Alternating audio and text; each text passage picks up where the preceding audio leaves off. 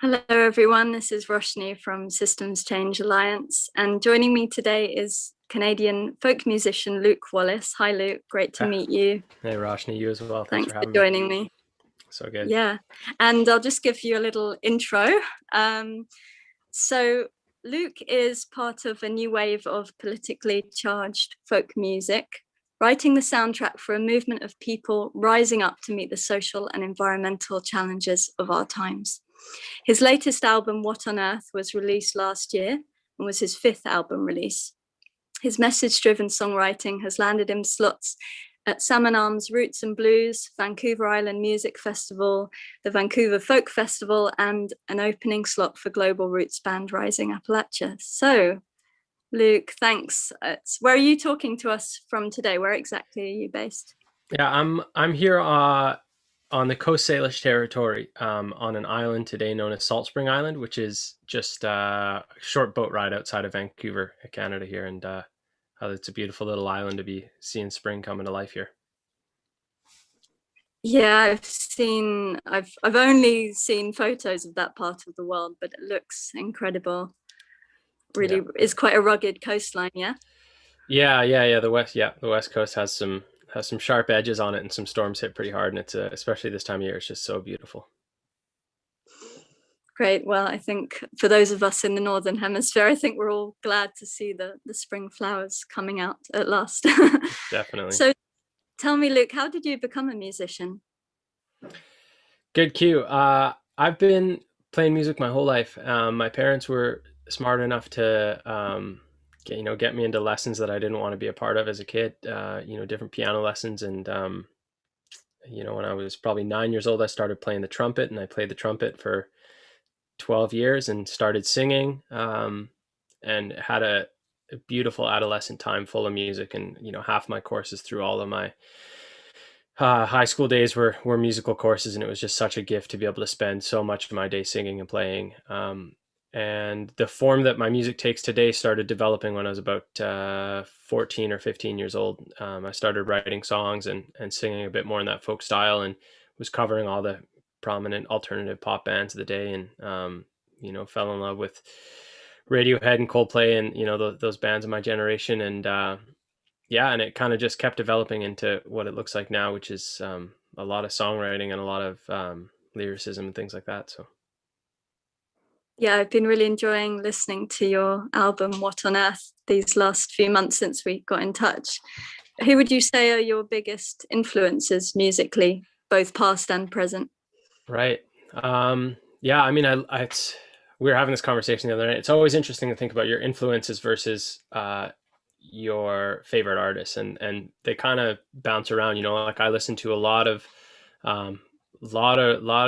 Radiohead, and I love Trevor Hall, and I really appreciate what Michael Jackson did. I think some of his global messaging was just so on point and inspiring, and the energy behind MJ's music was really beautiful. Today I'm listening to a lot of Aretha Franklin and Maggie Rogers, and I think what Phoebe Bridgers is doing is like next level, both in her writing and how she goes about her artistry is just spectacular. And yeah, but we were talking about Rising Appalachia earlier. They're a big inspiration of mine in the way they use their platform and their lyricism to really bring the key things forward is really inspiring. And I think Trevor Hall's in that same boat. And was folk music per se part of the sounds you grew up listening to, or not so much? Yeah, no, not particularly. And it's funny, I'll get, approached at concerts all the time being like, wow, you must know Bob Dylan's discography back to front, or wow, you sound just like Paul Simon. And you're sort of like, yeah, I appreciate that. And I've listened to both, fairly extensively, but in no way did I grow up with the kind of hippie parents that were always spinning Joni Mitchell and Bob Dylan. It was, I was kind of finding music on my own and more following what my siblings were listening to, which was a lot of the Backstreet Boys and Spice Girls, and and Radiohead, and my brother really got me into some good music. And so yeah, it's been a funny path to find myself back in this kind of political folk music thing, because it wasn't what I grew up listening to, but I've definitely seen it, seen the power that folk song has in shifting people's minds, and contributing to a bettering our culture. And And lately, I've been trying to shift into, further away from what would be identified as folk music. And I find myself naturally being drawn into, maybe it's just my own sound. I don't know. As I make more music and write more stuff, it's, I'm trying to bring in, some real pop sensibility to it. And there's a bit of spoken word and rap going into some of these songs, and some of the production too, trying to think a bit more about feel. And folk music isn't always so much built around feel. And so, yeah, especially when your music is something that you're trying to sort of shift something inside of people, and help myself wake up as I write it, and help others really see what's going on in the world. Finding those really creative ways to use pop and use the subtle feels of modern music to really touch people in a way and really grab onto their hearts is something I'm starting to explore more. And how do you feel your music has kind of matured and developed since you released your first album? Yeah, I mean, I can hardly listen to my early music anymore, and I think it's something that a lot of artists share. But my early stuff was, I felt like I had to do more. I think, especially when we're talking about the recording and live gigging for that, but particularly when around the recordings, you listen to it, I'm trying to fit a lot in, and take up a lot of space and hit it all really hard. And I think what's happening is that I'm scaling that back more and more, and there's less instruments and there's less notes. But what's happening is that they're getting bigger, and it's this beautiful, beautiful yin and yang happening, where the less that I do in the recording studio, and the less that we put into the songs, the more each instrument is allowed to grow and take up space. And particularly in the last couple, I put out a song in October called On a Rise, and I have a new one coming out called Comeback. And they both are just so sparse when you actually listen to what's going on. But because of that, we can turn everything up super hot and super high and let it really be full. And so that's been a really interesting and just super fun process to become more humble and more attentive in the studio in particular, and in the writing, to say, okay, well, where is the space, and does that space need to be filled, and how much power can I fit into one word or one line, and yeah, really, really narrowing it down, saying, okay, I've got, about 10 seconds of a chorus here, and it's only going to have 15 words in it. So how powerful can those words be? And how powerful can the things that are supporting it, the instrumentation, how much energy can those carry, and move people? And I think, some of the best songs ever written, and some of the songs that I'm most inspired by, are just so incredibly simple, and how they were able to communicate, how these artists were able to communicate what they did with so little is just, it's spectacular. And tell me more about your album, What on Earth? What inspired the songs on the album? What was going on for you while you were writing it? Yeah, that album was written over a couple years, put out in March of 2020, right as all the lockdowns hit. And it was kind of recorded in September of 2019, and written, in the year and a bit leading up to that. And, those songs are, my previous work was always quite political and really direct, and I think most of my writing's still pretty direct, and it might rub people the wrong way, because there's not a lot of symbolism in what I write. I like to just write about, exactly how I'm feeling, and say it clearly and simply.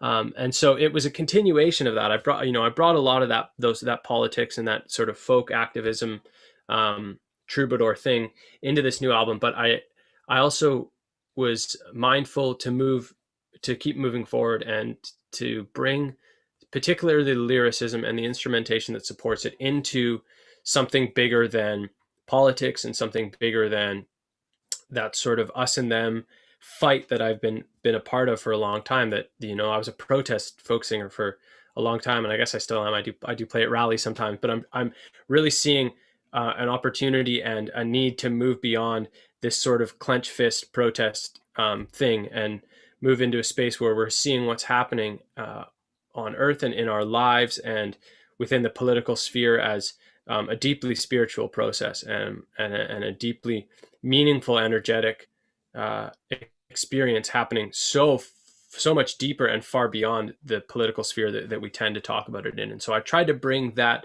idea into this record through a number of the songs, where that are highly, Passing Through is a good song. What on Earth, a good example of that, where I'm trying to merge this sort of spiritual sense and this deep energetic reality that we're all living in with the political, and I think a lot of the songs on this album are a dance between that. And Jet Lag is a slightly more political song, and the Permit song is a really direct political song, and Pale Kids, really direct political song. And then in between all those, with Biosphere and What on Earth, you kind of start to see the writing shift away from the politics and a bit more towards the struggles of my own life, and how they can act as a metaphor and a fractal of the global struggles that we're all experiencing.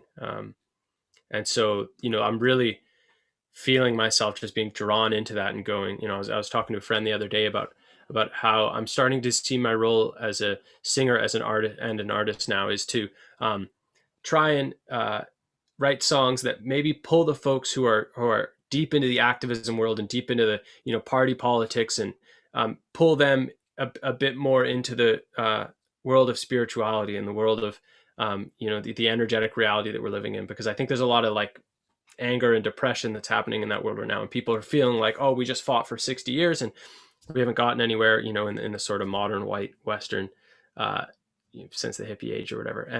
And I see, and a lot of people in my community who are in that space, and it's like, hey, this isn't just about policy passing. This isn't just about stopping a pipeline. Our stands here are so much deeper than that. And so trying to remind that community, and again, myself, of that reality. And then there's the deeply spiritual community who I'm a part of both of these communities, and we can sometimes get caught in bypassing the need to fight for policy change and be on the front lines and combat police violence in the streets and call out racism when we see it, and call out racism in our own lives.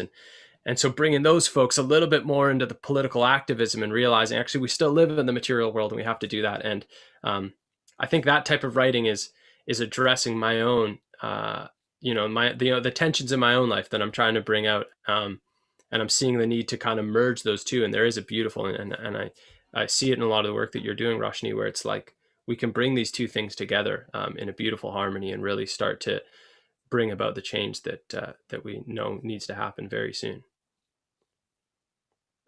Yeah, your words are very much echoing those of Andrew Harvey, who my co-worker, Rob Yonis, interviewed a few weeks ago. And he's founded this Institute of Sacred Activism. Right. And yeah, the whole message is exactly that. We can't be out there kind of communing with the stars without kind of coming back to earth and just really acting, taking concrete action in the world. And similarly, if we're taking fierce action, but it's not fueled by this love and connection, then it's ends up kind of getting, just on the wrong track, or kind of, based in something that's a bit too reactive and angry. Yeah, totally. Thank you. I didn't realize, to what extent this this meeting was really present for you in your personal life. Right. Yeah. I mean, it's I think the more we listen in, the more we're sort of lifted into the height and depth of the human experience. And even with this pandemic, I think, and if we sit and listen quietly enough and stop reading Twitter for a minute, we'll realize that this is so big what's happening right now, and it's bigger than the public health stuff, and it's bigger than the corporate bailouts. It's like, wow, this is like a massive moment in human history, and we're seeing all of the beauty and terror that humanity is just being magnified. And I see it in my own life, and it's like I'm trying to stay in touch, and I'm sure you are too. It's like I'm trying to stay in touch with that, with a deeply purposeful nature of life and of being a human being, because I think this there's a lot of draw from the media right now to have this reduced into something that's about public health or just the nitty gritty politics. And it's like, wow, this is so much deeper than that. And it's a helpful notion to sit in that space, I think, these days. And perhaps, arts and music are one of the few ways that you can actually dive into that without just being completely overwhelmed by the information of it. It's just like almost too much to compute, you know, and yet through the creative arts, we have ways of just being and expressing that, all the crazy contradictions in a more cohesive way. Yeah, definitely. So what are the kind of issues that are really firing you up right now? And how are they showing up in your creative work at the moment? So in the part of the Are world you that I writing live more in, songs at the moment? yeah. Writing a lot of music, and I think in our part of the world we have this particularly interesting thing happening here in so-called Canada, where the oppression of the Indigenous people and the genocide that historically occurred and is still happening in this new form is bubbling to the surface, and we have a state that's seeking to really maintain the global and internal view that it is somehow the peacekeeping Canada that it's been rumored to be since before I was born. And it's just not. And just the other day, we had police officers dragging Indigenous youth out of banks who were, those youth who were there protesting the construction of the expansion of a massive tar sands pipeline here in Canada. And Canada is this massive resource colony and serves only as that. It's, anything beyond that is just a bit of smoke and mirrors, and we're this weird British resource colony, and all we do is extract from the land and try to sell it, and that's we're losing that battle quickly here with the forest disappearing, and a lot of people talk about the Amazon and these other critical forests in the world, and we are seeing that level of clear-cut logging of old growth 1,000-year-old forests here every day. And so that's a major fight, is the fight to protect the forest, and I think that we will see that resurgence this spring. I think what COVID did to activism and political organizing was highly destructive. And I shouldn't say COVID, what the political response did and the opportunistic nature of what my government did to oppress social activism through using this pandemic has been really depressing and totally off the mark. And we have this supposedly left-leaning progressive government here in the province that I live in, British Columbia, and they're still clearing the land and expanding the pipelines and doing this whole thing. And so there's the fight on this coast is very real, and I'm again seeing some beautiful work being done, led by young Indigenous people trying to bring this whole thing together and realize that all of these things, whether it's fish farming and clear-cut logging and oil expansion pipelines and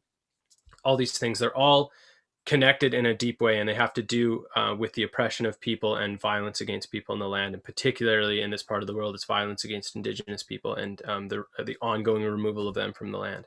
And so I'm frustrated, to be honest, in my own life, being in this space between a pandemic and not being able to go out, and also seeing the need to just be out there and seeing these young Indigenous people leading. And I'm not sure, for the first time in a while, I'm not sure what I'm supposed to do here. And I don't mean to make that as an excuse. It's just some of the tension in my life right now.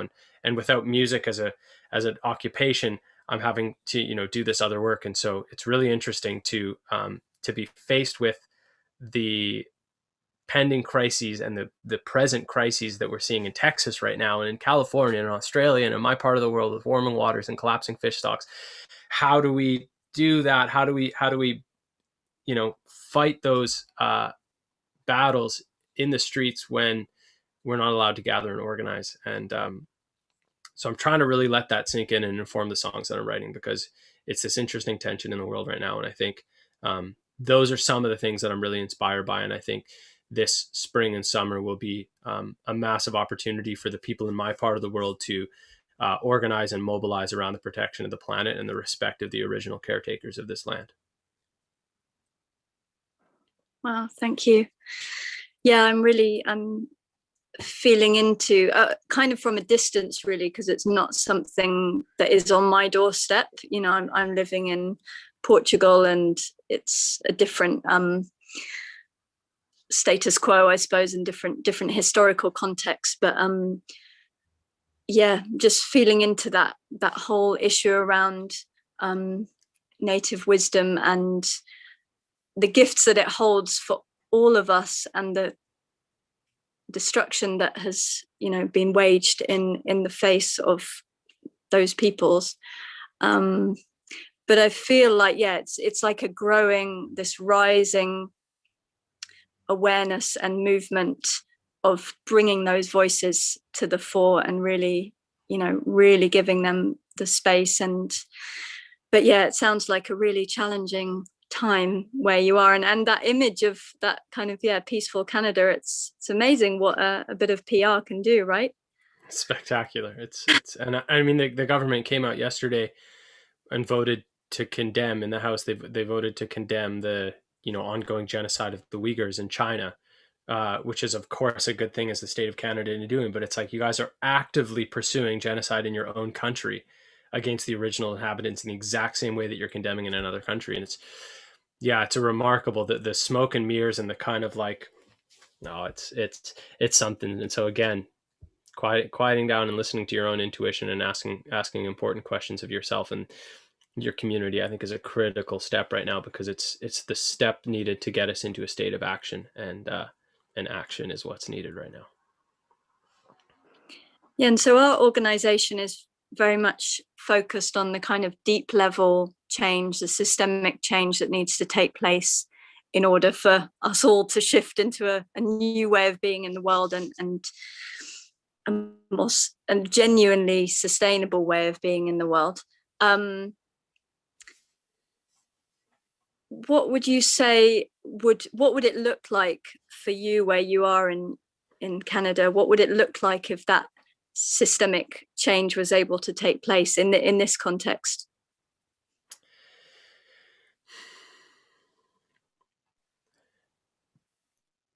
Yeah, I'm going to be careful not to recommend baby steps, because I'm not much of a reformist in my thinking. Short of just saying that we have to bring down the capital system, which I would say is probably the real solution. That it's this complex relationship between imperialism and capitalism and colonialism that sort of feed the current decay that we're experiencing and the violence that happens in the world. I think in its simplest form, we have to stop separating ourselves from the planet, and stop talking about the planet as something external to humanity. And I think the emerging, Western scientific research around bacteria and fungi and viruses, and the basis of what we think of as human and separate, is actually like this sieve, and it's not even a real separation. And we've been told that, and that knowledge has been around for 100,000 years through the indigenous people who lived in such close harmony with the planet. And that's when we talk about there's this mix between going forward and going back, and we bridge the old and the new, and they're actually saying the same things. When you look at the emerging microbiome science, it's like, folks, it's complete illusion that we are separate. And if you want to go subatomic, or you want to just go to the level of the microbiome, it's a false story that we are somehow separate from nature, and it's a false story that we can cause harm in our ecosystems and not experience harm in ourselves. And we're seeing, skyrocketing rates of chronic disease, and we're seeing, depression rising, and all these things, and it's because we're causing harm to the very foundation of our own biology. And I think that's the switch that needs to happen. And we can talk about how our democracies need to be informed by nature, and how our technology needs to be informed by nature. But that stuff will all come, and we can do this very quickly. We have the capacity to bring all of these systems in line, but we have to agree on the truth that we are not separate from the planet, and we are not separate from the ecosystems that we live in. And when we start caring for the ecosystems that we live in, we will start caring for ourselves and caring for each other, and we'll see a flourishing of humanity. And so I think if there's a role of the arts community right now, and a role of the scientific community, and the activist community, it's that we need to start finding really beautiful and deeply creative ways to bring our fellow human beings back into the reality that we are not separate from nature, and that nature thriving is us thriving, and when we cause harm externally, we are harmed internally. Thank you. I think many many people will be touched by that. And yeah, I guess more and more it's just something we just need to keep the conversation going about, right? We need to be telling stories about this in every aspect of our lives, and just keep it going. And but keeping that same, you know, you were talking about the kind of us and them mentality, and trying to go beyond that and transcend it. And yeah, and those of us who feel that sense of non-separation, that sense of oneness, I guess, need to keep that alive in all our communications, you know, because there's been so much polarization over the last year between different people, often people who might politically be kind of on the same track, or, you know, there's been so many divides put in place or playing out. I don't know quite, you know, it's hard to tell how and why they appear and have been generated. Obviously everyone's got their own point of view on that, but the polarization, I think we can all see is happening, and actually what we need is the exact opposite of that. Yeah. Well, it's so curious, because when we can come in, when we can come in touch with like the sort of singularity and the singular nature of life on Earth, and on all of its unique expressions, but how those all are really sourced back to the same complex, totally, we haven't even come close to understanding what's actually the core of what's happening here. But sitting with that and being willing to be strong in that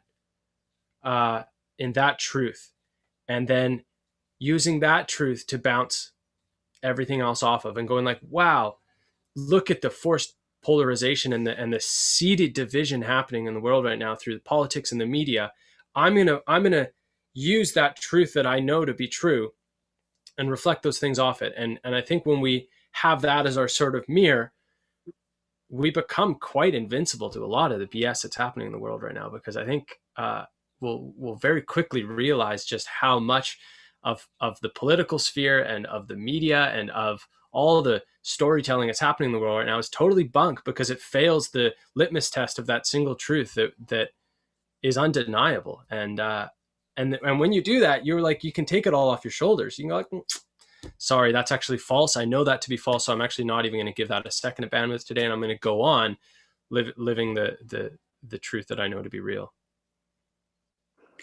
Yeah, it is our hidden superpower, I suppose. But at the same time, genuinely hard to stay grounded in that when there is so much fear and, you know, rhetoric around all these different issues, and you know, our very survival feels like it's being threatened on different levels, right? Yeah. Environmentally, health wise. Yeah, it takes a lot to stay grounded. So tell me, coming back to your music and your songs, what do you think is your most powerful or radical song to date? Nice one. I'm gonna say it might, I mean, unfortunately people won't be able to listen to it because it's not released yet, but I wrote a song last week, a couple weeks ago, that I have to say is it. And I can tell you the chorus, because it's I could even want to sing it for us? Yeah, please. Sure. Let me get a guitar. Give me 1 sec.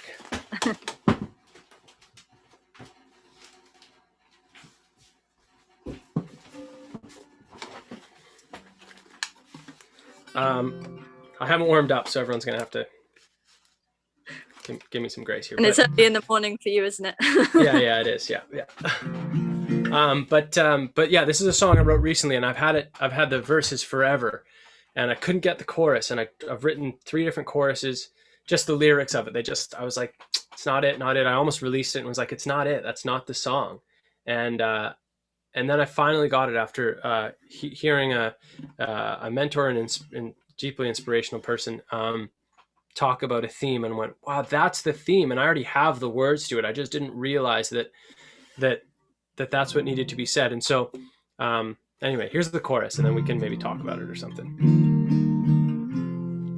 So the chorus goes like this. And I'll find the melody inside of the madness. There's something beautiful inside of the tragic. It's like a song coming out of the radio static, a melody inside of the madness. And I'll find the melody inside of the madness. There's something beautiful inside of the tragic. It's like a song coming out of the radio static, a melody inside of the madness. And I'll find the melody. I'll find the melody. And I'll find the melody. Yeah. And I'll find the melody. Something like that. Thank you for giving the preview. No worries. Honor to hear it. and I think it's I don't like to talk about music too much because I think it holds its own. But anyway, it's just on this idea that we've also got it wrong, that we're supposed to lean away from the challenges or lean away from the darkness in our lives, and we have this sort of love and light thing. And I've been, I've done it wrong too in my life. And it in this, like, COVID-19, for like, this is the greatest blessing that we've ever been given as a global community, because it's once again an opportunity to wake up to our deeply interconnected nature, to have a conversation about what the virome actually is, and to realize, like, again, how tied in our health is. And so we can't miss this opportunity by being so afraid of it and being so opposed to it and thinking that all we have to do is fight it. We're missing the opportunity to be liberated from this ever happening again by actually having an important conversation. And so I'm starting to see that in my own life, in my own struggles and my own depression and suffering. This is like, I'll find the melody inside of the madness. There's something there of value. It's happening for us. This is not, there's that the old cliche that nothing happens to you, everything happens for you.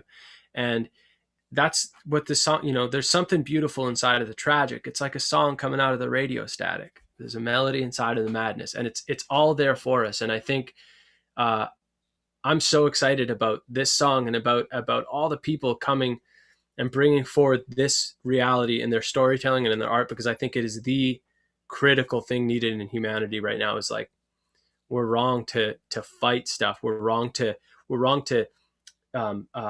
take medicine to quell our fevers. It's not what that's there for. This is happening for us, and we are wrong to try and fight nature. We're wrong to weed the garden. The weeds are there to help the soil. The soil is in balance, and the weeds are helping to bring it into balance. And this reality appears everywhere, and it's true in our deepest struggles in our own lives, that there's a lesson in there. And if we're brave enough to lean into that and not shy away from it through drugs and alcohol or just distraction, we can be liberated from it and grow and live an even more beautiful and flourishing life than the one we have. And so that's the song I'm most excited about. Big roundabout. Great. It's great to hear that you've got loads of fresh material coming. I'm looking forward to hearing more. What kind of response would you say you get to your more kind of political or radical songs? I think people love them. Yeah. It's like, I think they're the ones that get the, they're sort of the sharpest tip, and so you get the good response, you get the bad response. There's that song Jet Lag, maybe you've listened to it, where it's I love the land more than my country, and people either love or hate that song. And people come up after the show and they're like, I don't really like that song, or like, wow, that's the one, it hits so hard. And so yeah, and I think it's particularly because I was, I've been into this sort of protest music scene for so long now, and that's a lot of the community. They all really appreciate the political songs. And again, I'm not sure how much they're loving my my things with a more spiritual tinge, but I don't really care. I hope everyone's going to come along for the journey. Yeah, I was curious about your song Jet Lag. I have listened to it, and those words are particularly powerful, especially coming out of North America, where, Canada less so than the States has this, but North America has this image of patriotism and love of the country. But I was interested about this analogy or the word jet lag in there. Can you shed a bit of light on why you use that word and what it means to you? Right.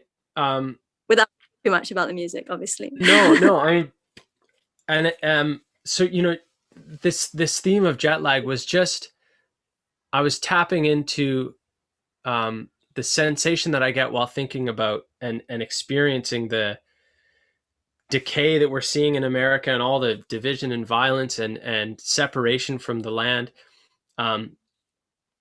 And when I read about it and sit with it, my head starts to swell and I lose kind of track of reality in a really similar way to when you get jet lag. And I think we have this, the metaphor is just simple, my assessment is that we're in this collective state of jet lag, as if we've traveled and we don't actually know what time it is or what the truth is. And we've all got this wonky feeling in our stomach and a swelling head. It's like we need to go to sleep and try and recenter ourselves. And so, yeah, anyway, it was sort of a take on a massive collective jet lag. And that maybe is something that people share as the sort of sensation when we think about what's happening politically in the world and what happens when we fly around the world. Yeah, I think for me, what jet lag makes me think of is almost that nausea that comes when you're just so, like, if you've traveled transatlantic or something and you're just like trying to stay awake, but your body's fighting it all the way. And then, yeah, it's I have a visceral memory of that. Thank you for explaining that to me. And just thinking of another song on the What on Earth album, I was curious. There was another phrase that kind of captured my attention in the song Boomers, which is That Ain't My Road. And I was just wondering, I was just wondering what, maybe you've touched on it already, but just wondering what you see your role as a musician being, and also the role of your generation. I don't know how old you are, but I think you're quite a bit younger than me. Right. Okay, well, I'm not a boomer, of course. Well, that's an interesting song. It's not one that I play that often now, just because of its divisive nature. But I feel like I needed to write it, and it came from, Anyway, for anyone who hasn't heard the song, the line is like, I got boomers saying I ain't working hard enough, that my generation isn't going far enough. But that ain't my road. That ain't my road. And I've just had a lot of boomers, people who grew up in that generation, many of which are the most loving and best mentors of my life. And then there's a subset of that generation that's all just like, if your generation just worked hard enough, you could have what we have. And it's sort of like, that's been so debunked. And like, everyone went to school and is now $100,000 in debt, and like housing prices are 900% increases. And it's like, nobody of my generation will ever be able to afford a house unless their parents have a bunch of money. And it's just sort of this reality. It's like getting pretty annoying that all these boomers are just nagging, as opposed to like letting go of the lie that is individualism in North America, and realizing that like there are massive structural things at play here that are failing us as a society, and to just continue to say to pull up your bootstraps within something that is designed to fail the working class is pretty insulting. Anyway, so the line, that ain't my road, was to let go of that story and to say, you know what, like, we were fooled into working 40, 50-hour weeks until we're 60 to retire, to be old. It's not it. That's not the recipe for a thriving life. That's not a recipe for a beautiful life. I'm not here to project, but it's not for me. And it's also not a recipe for a healthy planet, for healthy communities, for healthy families, and for healthy individuals.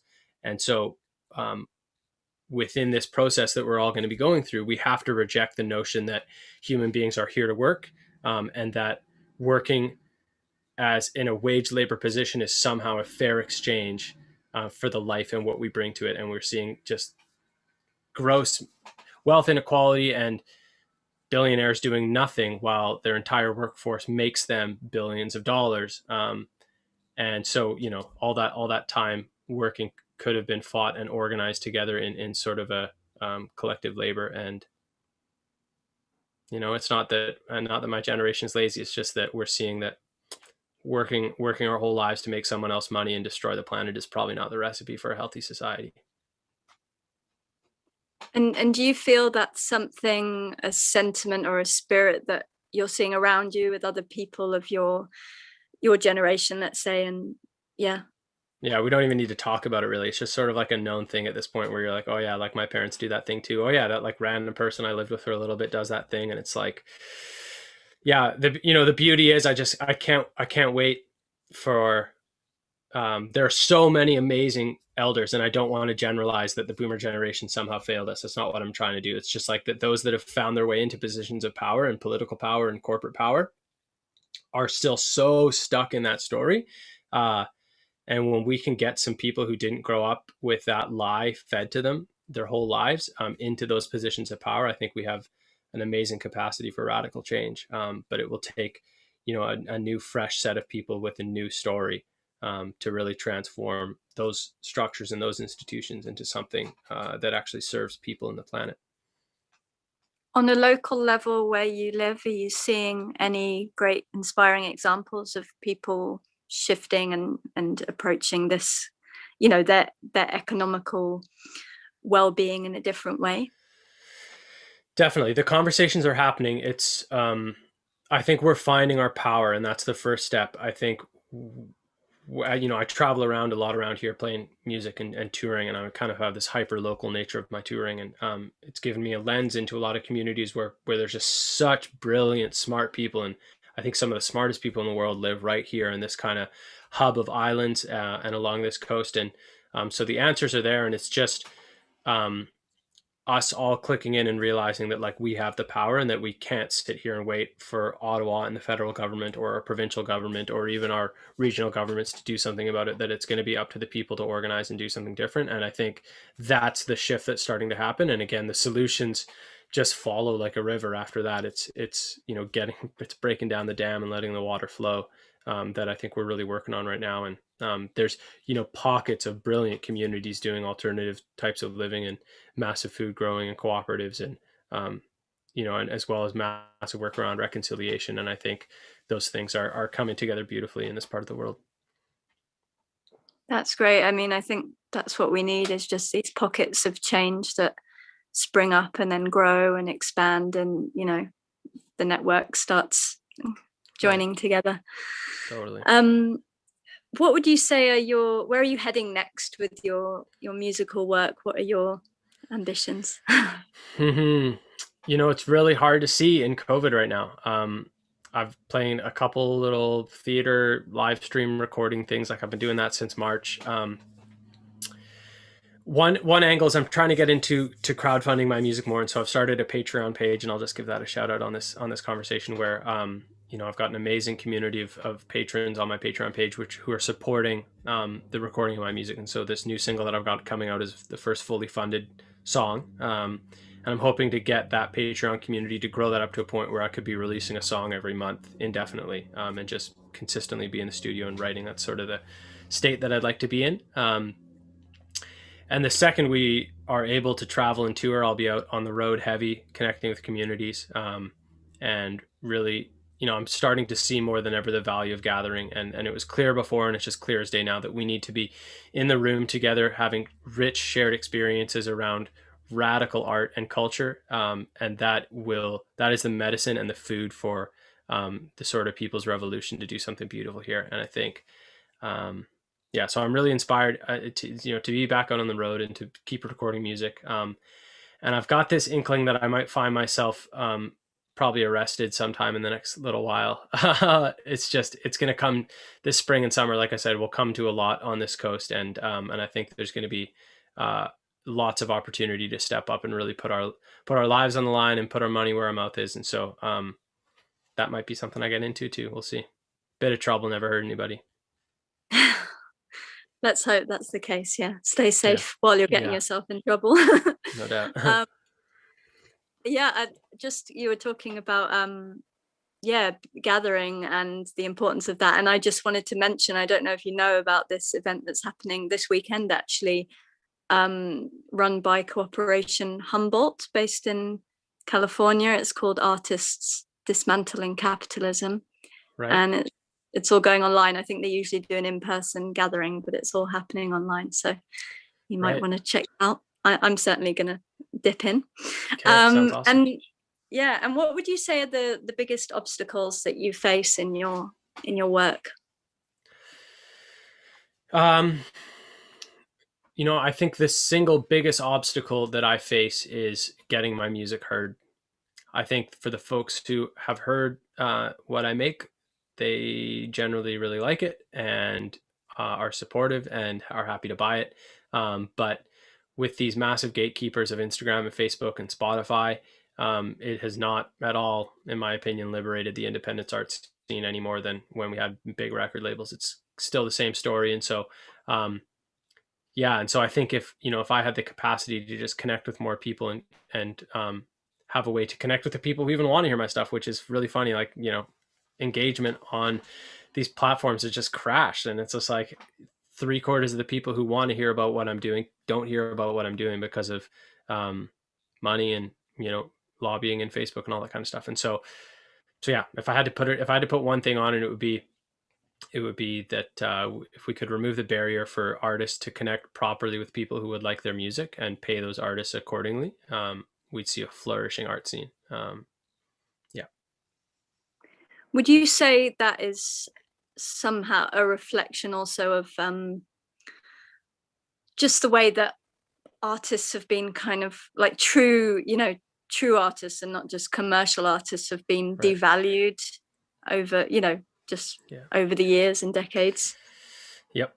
100%. And particularly with COVID, it's like, wow, the sort of devaluing of the value, of arts and what it actually costs an artist has now just dropped to $100 because it's a live stream. And it's sort of like, guys, this is not a way to build an art scene. And so that's where something, again, like Patreon, I'm a big fan of what they're doing and that model of directly supporting artists, because we can't pretend like Spotify is doing that for us as consumers of art and as listeners of music. We got to stop pretending like artists are going to survive this without direct support from the people who love their art. And so if I can send a message out to anyone listening to this, it's like, go and see if your favorite 3 artists have Patreon pages and sign up to give them $1 or $5 or $10 a month to keep them afloat, and you'll get access to amazing stuff. And I think that's the new model for the art scene, is directly supporting the artists we love on a reoccurring monthly basis. Literally help them pay the bills and buy food if you want them to make art and music.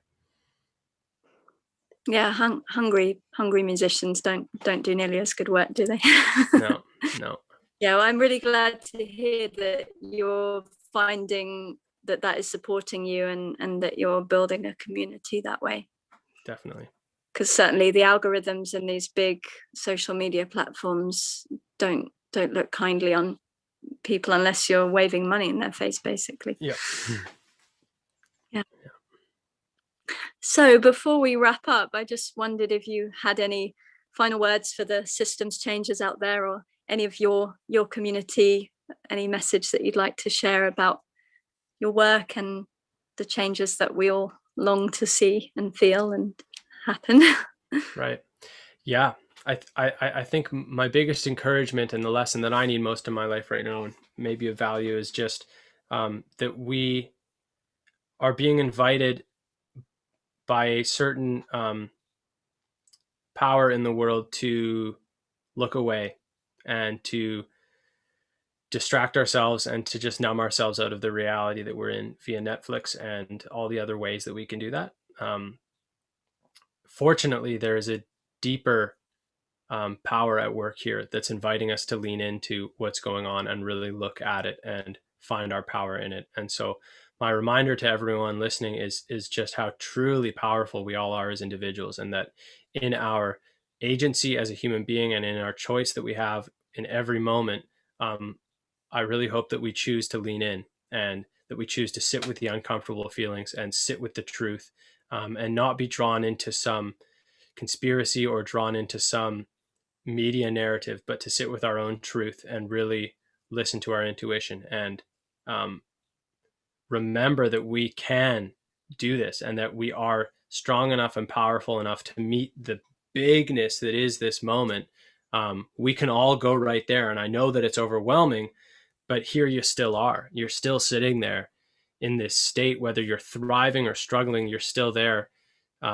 being your fullest self and showing up as best you can in that moment. And that's going to be the rest of our lives for us. And so we have to continue to commit and make that commitment to one another and to our communities and to the planet, that we're going to show up as best we can every day and not look away and not lean away, because the more that all of us turn in towards the truth and towards the reality that's happening, the more that reality will lift and we can build something new together. Thank you so much, Luke. It's really been inspirational chatting with you today, and I'm looking forward to speaking with you again in the future. And if people want to find Luke, give us a plug for your website and how do people find you? Right, I'm at lukewallacemusic.com, and Instagram, Luke Wallace Music, same with Facebook. And my Patreon page, patreon.com/Luke Wallace, is a great way to keep me going. And I look forward to connecting with everyone in any way that feels right. Yeah, thanks so much. And I look forward to hearing more of your new songs very soon. Thanks for playing for us. It was a great honor to hear that. Yeah, it was really great to chat with you. Thanks for spending time with me this morning.